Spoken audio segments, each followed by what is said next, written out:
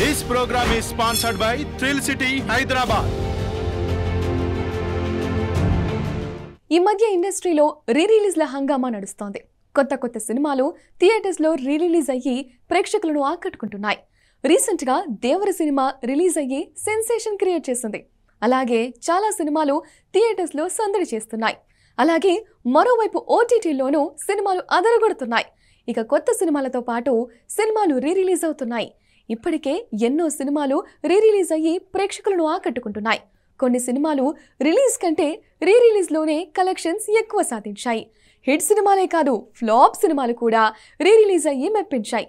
తమ ఫేవరెట్ హీరోల సినిమాలను మరోసారి థియేటర్స్లో చూసి ఎంజాయ్ చేస్తున్నారు. ఇక ఇప్పుడు ఓ సినిమా రిలీజ్ కంటే రీ-రిలీజ్లలో ఎక్కువ వసూళ్లు చేసి రికార్డ్ క్రియేట్ చేస్తుంది. ఆ సినిమానే హారర్ థ్రిల్లర్ తుంబాడ్. ఈ సినిమా చూడాలంటే ధైర్యం ఉండాల్సిందే. ఈ సినిమా గురించి ఎంత చెప్పినా తక్కువే.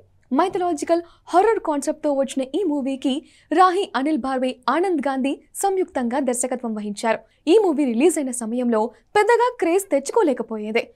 ఆ తర్వాత ఓటీటీలోకి వచ్చిన తర్వాత ఈ మూవీని చాలా మంది చూసి ఇష్టపడ్డారు. ఇప్పటికీ ఈ సినిమాకు క్రేజ్ తగ్గలేదు.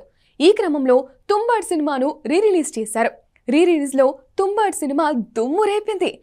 ఈ తుంబాడ్ బాక్సాఫీస్ దగ్గర సంచలనాలు సృష్టించింది.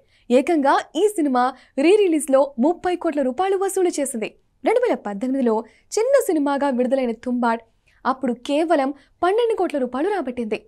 తెలుగుతో పాటు హిందీ, తమిళ్, మలయాళ భాషల్లో పాన్ ఇండియా లెవెల్లో రిలీజ్ చేశారు.